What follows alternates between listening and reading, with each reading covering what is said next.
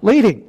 He says here in verse 12, "We ask you, brothers, to respect those who labor among you and are over you in the Lord and admonish you, and to esteem them very highly in love because of their work, and be at peace amongst yourselves." He begins this with an interesting request, because that's what it is. When he says this here, I know this is pretty small to print here, and I apologize for that, but he says, "We ask you."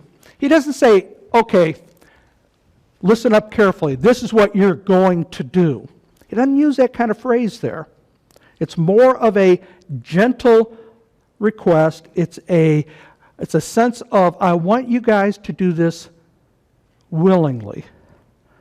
I don't want you to feel like I've got your arm behind your back and I'm going to hurt you if you don't listen to me. He's asking you to just think about this and give yourself willingly over to this. He says, "We ask you, brothers," could be sisters there, but that's just the way they talked back then. It's not meant to say that women are not included in this, but it's a simple phrase here, not to be too much into that. He says, to respect those who labor among you. So he's saying to them here is this idea of respect.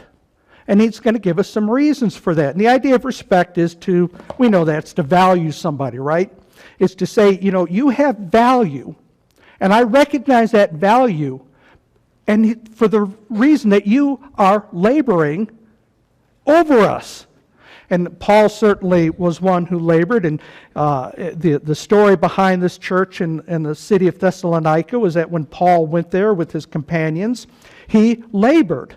He did not depend upon the church or the people to take care of his needs, and he received no pay or he may have gotten some food and some housing, we're not sure, but he labored himself, and he did a lot of work for them.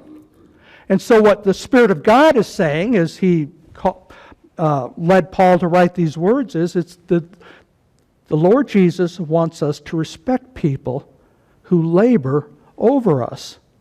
Could be your pastor, could be your elders, could be deacons. It could be people up here who are leading us in worship and singing. It could be your Sunday school teacher. It could be those that sit downstairs in the nursery watching over the little ones so that we are free up here without a lot of disruptions. He says, I want you to respect them, value the work that they do. He says, and are over you in the Lord. Now the word over you is a word that comes from the root word of who care for you.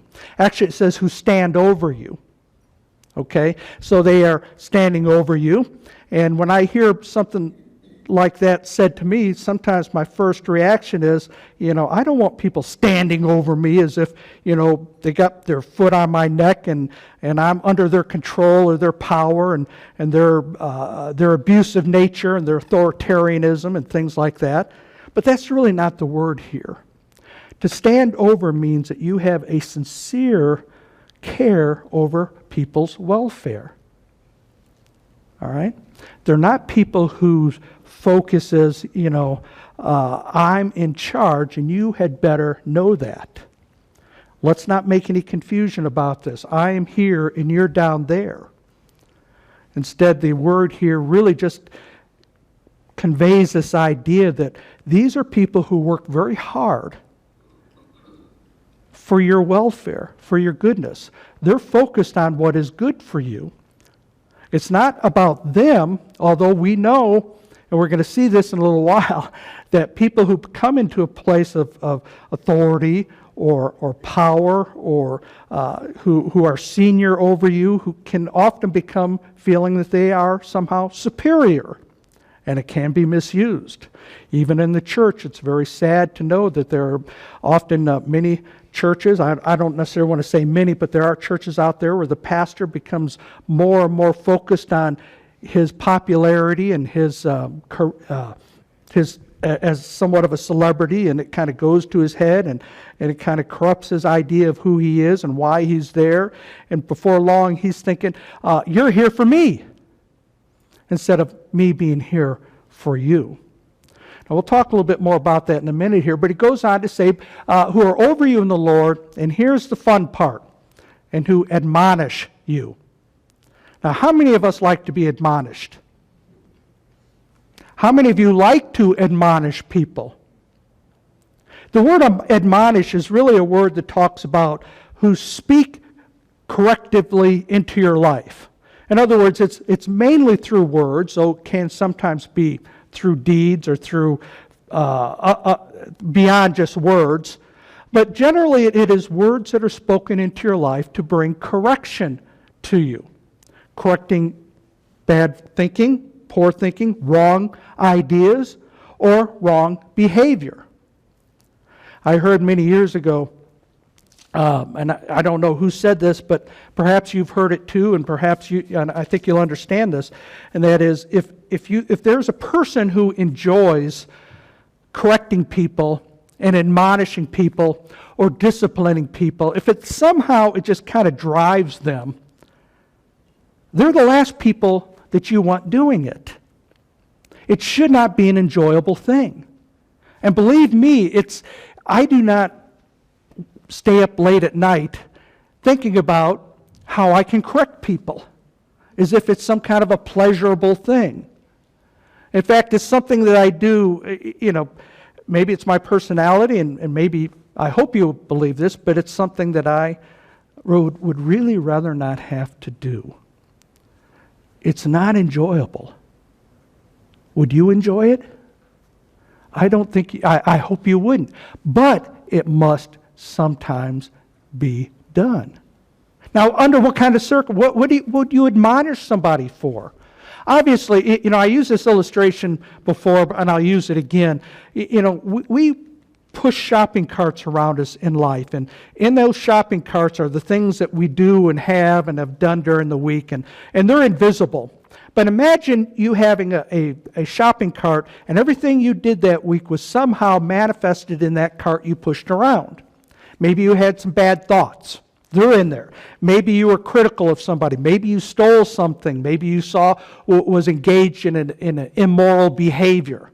Or maybe there's some good things that you did in there, right? You helped somebody. You were generous, and you were kind. And you did a good thing, and so now you're going to arrange that thing, and the bad things you're going to put underneath, right, where nobody can see. You're pushing this cart around, and you got these packages of the bad things, and they're underneath, and you see somebody coming, like your pastor. Well, first thing you do is you look down in your cart. And oh my goodness, he's going to see this, so you kind of nudge it a little bit to cover it up with, you had devotions last night, so that comes up on top, and maybe you did this, and it's all covered up, and you're pushing a cart around there. How would you like your pastor to come and stop and look into that thing and say, what do you got underneath here? What do you got underneath there? And next thing you know, they're admonishing you. How dare you not be perfect? How dare you not understand, you're supposed to be like Jesus, and you weren't. Look at all these things in your cart. It's the last thing what Paul is talking about here, is admonishing people for every little thing that they do wrong. Because you could do it to your pastor. I push my own cart around. And do you think I want you looking in my cart all the time to see everything that I do wrong and every failure that I have and every misdeed? Actually, I have a really big cart, one of those flat things you push around, and, I try to manifest the good things up on top, right, and the bad things underneath. So when Paul says, I want you to, these people are over you because they care for you, and yes, they admonish you, and the things that they ought to admonish you for are the things that they should be admonished for also. And things that perhaps may be being disruptive in the church family. Saying things in cruelty and not stopping. Certainly moral failures or ethical failures that are become known to the church wide. Walking down the street and I had a thought about something. Okay, or do that. No, we're not talking about that. We're talking things that are pretty obvious here. And without getting into any detail, it's not the little things. It's the things that this can hurt people. You're going to hurt yourself, and you're going to hurt other people, and you need to be corrected about that. And they do that. And we're supposed to esteem them very highly. It does not say, consider esteeming them. Think about it. No, it doesn't. It really just says this is where you have to have them. Not seeing them as better than you, but that their labor is so valuable to God and to you that you have a high regard for the labor that they do there. And that's what they're saying. You esteem them very highly and love because of their work. Not because they don't make mistakes, but quite frankly, those who are in spiritual leadership ought not to have a lot of public or even private mistakes in their life. Well, who admonishes the pastor? Well, no one has a right to admonish me. I'm glad you laughed. We have, in our church, we have an elder board, men, and we have, I want to say, elders who are semi-retired here, who were elders, who still kind of help in overseeing and things like that. And I, as a shepherd, I am accountable to them for my moral conduct or my ethical conduct. They have the right before God to speak into my life. We have a governing council made up of deacons, deaconesses, and elders who oversee the ministries of this church, and they have a right to oversee my ministry affairs in this church and to speak into my life. Who oversees them? You do. I know you. Me? Yeah, you do. You vote them in, and you can vote them out. Never had that happen before. But see, there is this understanding that we care for one another and that no one is above anybody else. Well, he ends this with, let there be peace among you, be at peace among yourself. Now, why would he have to say that? Because there is this natural understanding or tendency that when somebody is admonished by somebody, there can be friction in that relationship. You're not going to like being admonished. You might think the person who admonished you went overboard, and sometimes they can. And now you can have this grievance against them. Gee, I made a mistake, I'm not perfect, and you're just kind of like this. And then, the person who admonished you might be resentful towards you because, you're not listening to me, and I'm speaking for Jesus, kind of a thing. And, there's this friction between them, and it's just kind of natural. And so Paul says, you ought to be at peace with one another. Now, what does peace mean? Literally, it means the absence of hostilities or absence of friction. But there is friction, so how do you pretend that there isn't? You make other things more important, like loving for one another, caring for, being good to one another.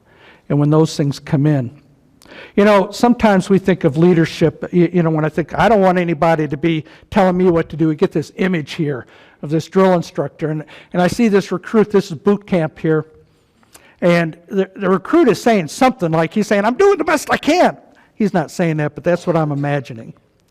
And the last thing you want is when you're doing the best you can, to somebody get in your face, say it's not good enough. And I use this picture to show this is not what Paul is talking about. It's not. This is not admonishment. This is boot camp. They're trying to prepare people for some really heavy responsibilities, and I get this. I understand that. But they're there. Leadership is there to bring order, to get everybody, let's get in line together. Now, I know this is kind of an overkill a little bit because this implies that, sit up straight, don't make any mistakes. I get that.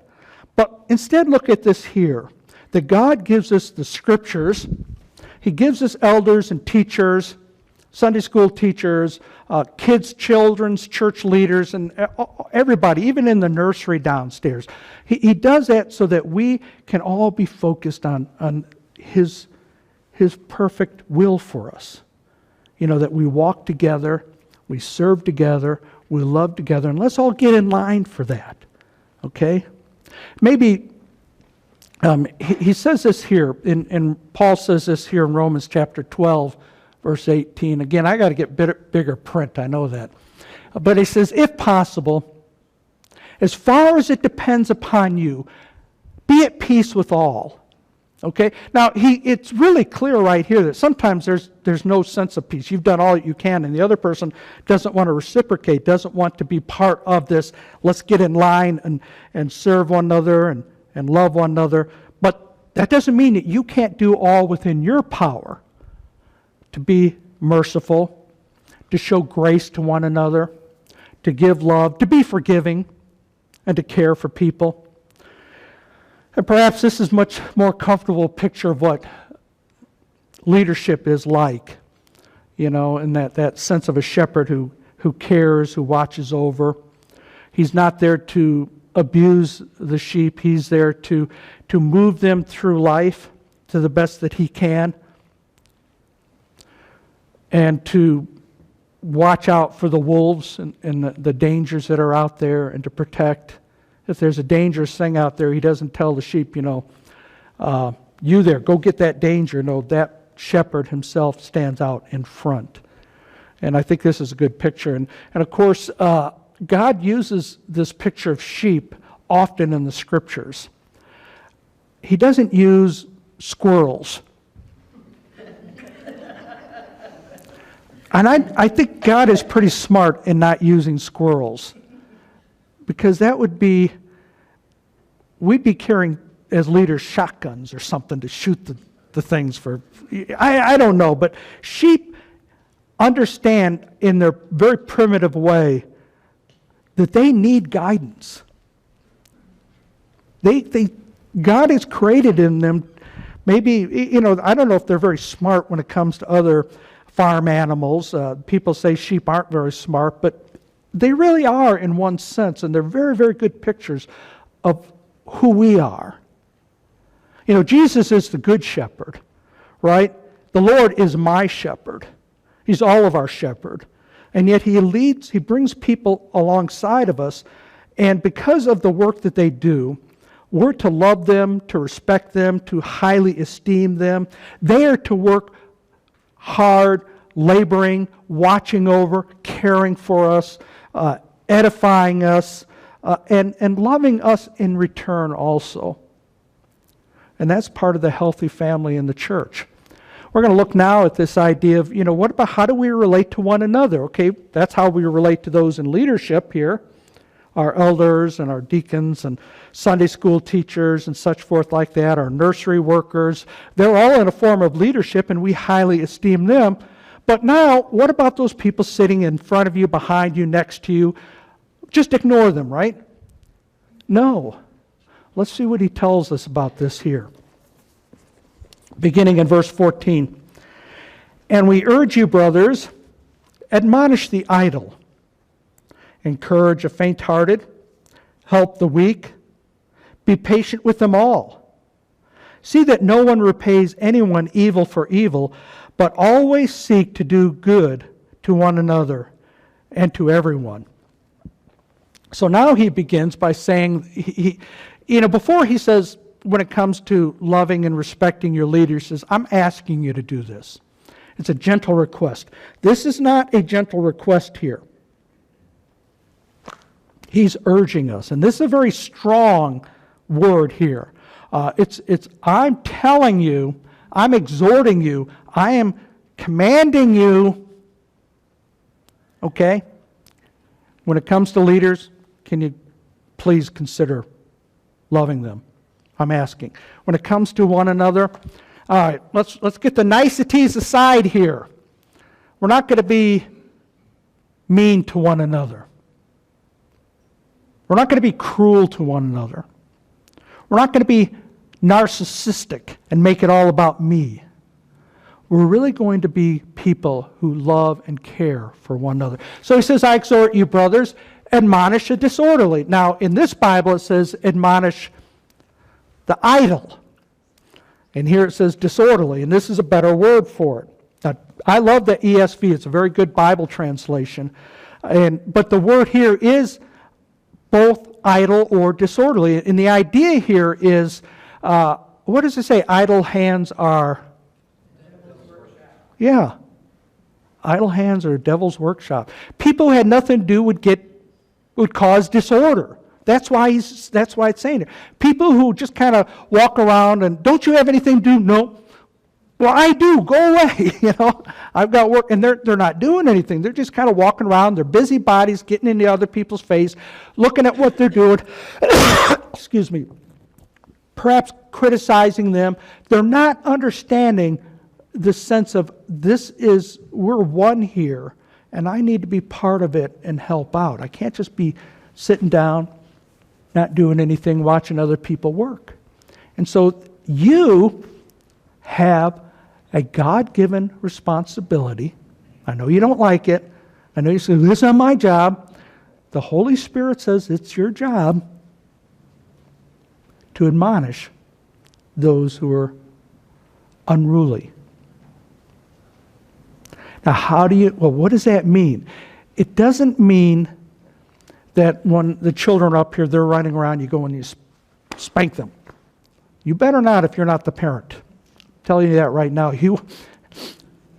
That's a mom and dad's job to do that.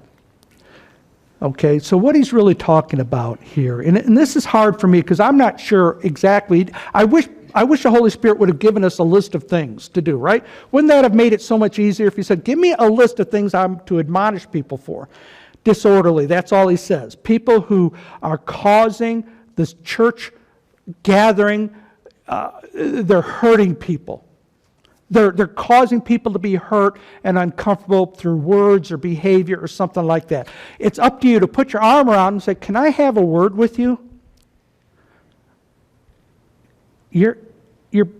I love you, but I need to tell you, you're hurting people right now. And we don't want to do that. We want to let me do it, right? Thank you very much. I don't want to do it any more than you do. The neat thing is, I've never seen it needed to happen here in all the years. So it's going to be pretty rare. Most of you are going to skate through life and never, oh good, thank you Lord, I got through another year without having to admonish somebody. It's pretty rare. But it's talking about people who basically, are doing things that are making people cringe.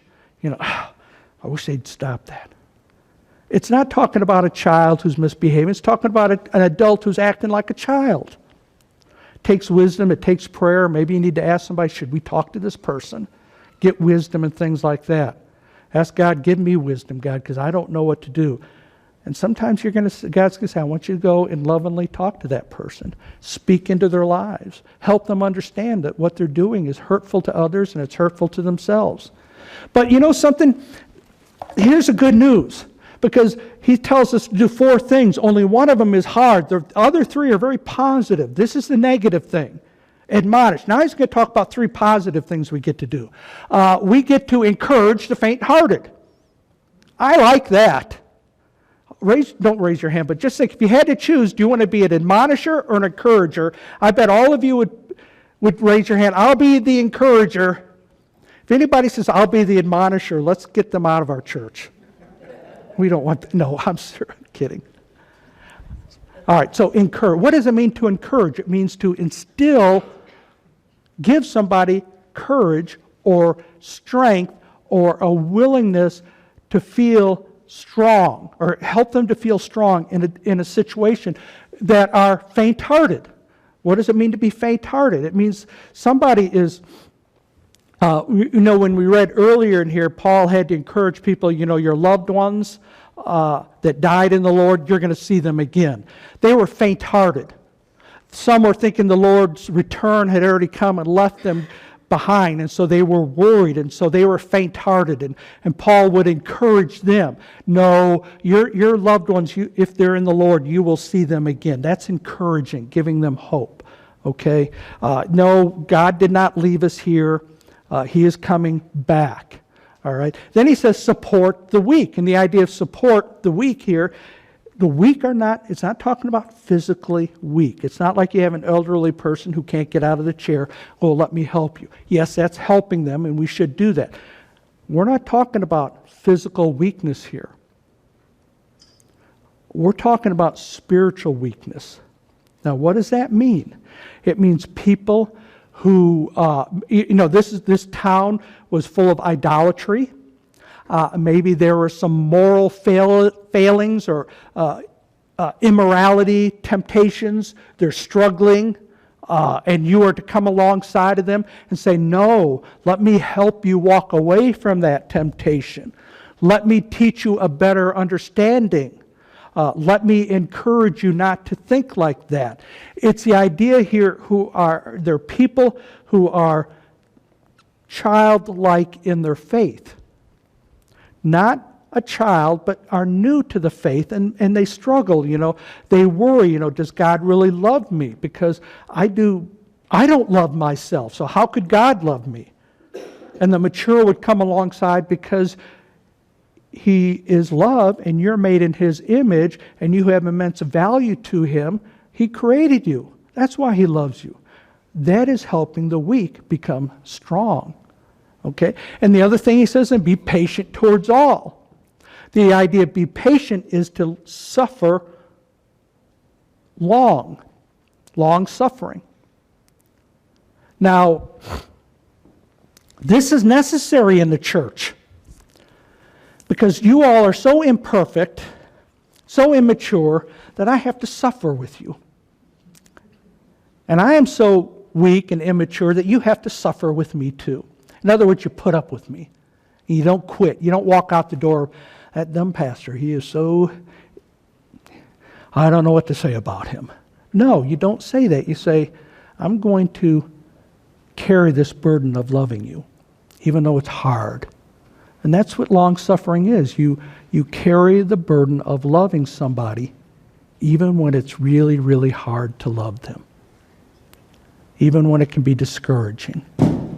Be patient towards them. Patient is allowing them time to grow up and not walking out on somebody's life just because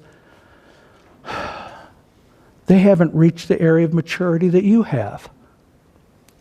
Be patient towards all. And he says, make sure that no one repays evil for evil. Always pursue what is good for the others, for good for one another, and for all people. So make sure that no one pays evil for evil. This comes from, the Old Testament. Remember that phrase, an eye for an eye and a tooth for a tooth? In Israel's day, they had to be taught so much. They were slaves. They're basically in Egypt, did what they were told and didn't really have an understanding of living as a community of people that loved one another. So when they were set free and Moses from God gave them this instruction, okay, people are going to hurt you at times. People are going to do evil to you, so we're going to have to restrict what you can do back to them. For instance, if they poke out your eye, you don't get to chop their head off. You can poke out their eye.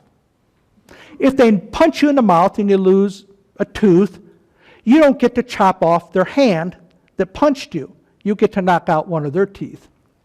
Now you might think, this is okay if I'm on, or is it? This is kind of weird. But it was meant to be restrictive. Get this. It was meant to stop you from overkill, being too vengeful.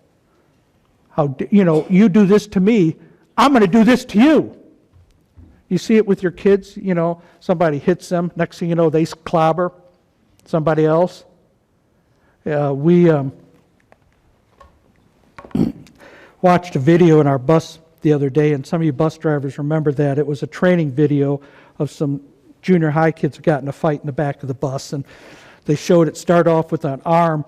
A young lady put her arm on the seat like this, and the boy behind her slapped her arm, like, how dare you invade my privacy? Well, she stood up and started punching the boy. Big mistake, because he's a boy and she's a girl. He got up and wailed on her. It's really kind of heart-wrenching when you watch this. But it was boom, boom, boom, boom, boom. That's what this law is about. No. Obviously, in that situation, when she did nothing wrong by putting her arm over like that, he was wrong to slap her arm away. But if he did that, her response, according to this here, was, don't do anything. Don't retaliate. Just tell the bus driver or tell the principal or something like that. Deal with it like that. But so the tendency in human mind, without moral understanding and God's grace in your life, is if you ever do this to me, beware, I'm going to do this to you, and I'm going to hurt you more. That's what the laws of a tooth for a tooth, an eye for an eye were meant to stop. But it wasn't necessarily to be a permissive thing of retaliating. But what the scribes and the Jews of this day were teaching people then, if you get punched in the face, that person we're going to make sure that person stands still so you can punch him back and equally hurt him. So that was permeating society. Every time you did things, I had a right, and I was going to exercise that right to hurt you back equally. And what Paul says is, enough of that. That was never what it was meant to be. It was to restrict overkill. It wasn't meant to be a permission to hurt. It's kind of like this: if you're a mom or dad and one of your children hits somebody, you say, okay, come over here, stand still, go ahead and hit him back. How many would do that as a mom or dad? Maybe. No, I wouldn't either. It just, how does that make you feel? Do you like being punched? Here, let me punch you back. No. It's just very unwise, cruel, and it doesn't serve a purpose. All it does is help your children grow up to be angry and vengeful themselves. You hurt me, I'm going to hurt you back. What God is saying is you don't have to hurt people back. You don't have to. So he says, make sure that no one repays evil for evil. Always pursue what is good for one another. How do you do that? It begins with love. You really need to understand what is love. It's not always being nice to the person, but it's saying what is going to promote your physical, emotional, and spiritual well-being. What is going to make you a better person? The girl with the arm, she put it back here, the guy slaps her. If they were two adults in a church situation, well, you'd like the girl to say, hey, I'm sorry if I invaded your space there, but you didn't really have to hit me. You could have spoken to me about it. That would have probably been the best response in a church situation there. And that's what we're saying here. You don't have to sit there and let people beat you up. You can step back. You're not going to hit me again. But I'm going to think, how can I bring goodness into your life? I'm going to do it by showing you grace and mercy. I'm going to be merciful to you and not retaliate. I'm going to think about what is good for you. And maybe God will speak to you now and say, gee, I expected that person to hit me back and they didn't. You'd hope that, and often that can be the case. So he says, I want you to be good for one another and for all people. All people, even those outside the church, family. Good to them. We as a people of God need to really believe that when God returns, when Jesus returns, he will set things right and things will be dealt with. In fact, I can imagine, people that have hurt you on this side of heaven, and you say, well, I'll wait till God to get vengeful, to avenge me, to set things right. So when you get to heaven and God says, okay, I'm going to avenge this person, what they hurt you for, you're going to say, no, God, don't do that. You might have wanted it on this side of heaven, but now when you get to heaven, say, no, God, because now I realize how much I've hurt you and how much you've forgiven me, and now I don't want you to be vengeful towards that person. You've loved me so much. Here's something I learned recently, okay? And it really serves me well and that is this: when somebody acts inappropriately to you or towards you or offends you, or you say something, they come back harshly, they're not really revealing anything about you. They're revealing something about themselves. What I mean by that is, if they come back and if they're angry towards you and they hurt you, they're revealing they have no peace in their life, at least at that moment. And our peace begins with Jesus Christ. And if you're angry with people, or if I'm angry with people and we hurt people, it's not them the issue, it's us. You and I, when we respond inappropriately, we're the problem, not them. Okay? Here, Proverbs 17:13, if anyone returns evil for good, evil will never leave their house. Think about that. Isn't that such a truism? Somebody has to break the cycle. So if somebody's evil to you, break the cycle. Be good back to them. Well, they don't deserve it. Well, of course they don't deserve it. But it's not about them. It's about you breaking the cycle of evil and returning good. Paul says this in Romans 12:21. Do not overcome evil. Do not be overcome by evil, but overcome evil with good. Well, it doesn't always happen. How do you know? Maybe the evil you're overcoming is within yourself. You may not be able to overcome their evil, but you overcome the evil within yourself by being good towards them. And so evil no longer is your master, but love is. Compassion is always better than being revengeful. Here's another passage, 1 Peter 3:9. I like this picture because it shows the cross and the nails and the crucifixion. Do not repay evil with evil. How did God repay our evil towards him? With good. With good. When I was driving a bus for the high school years before, and one of my pet peeves as a driver is when kids don't sit in the seats, they're out like this, leaning and talking to people.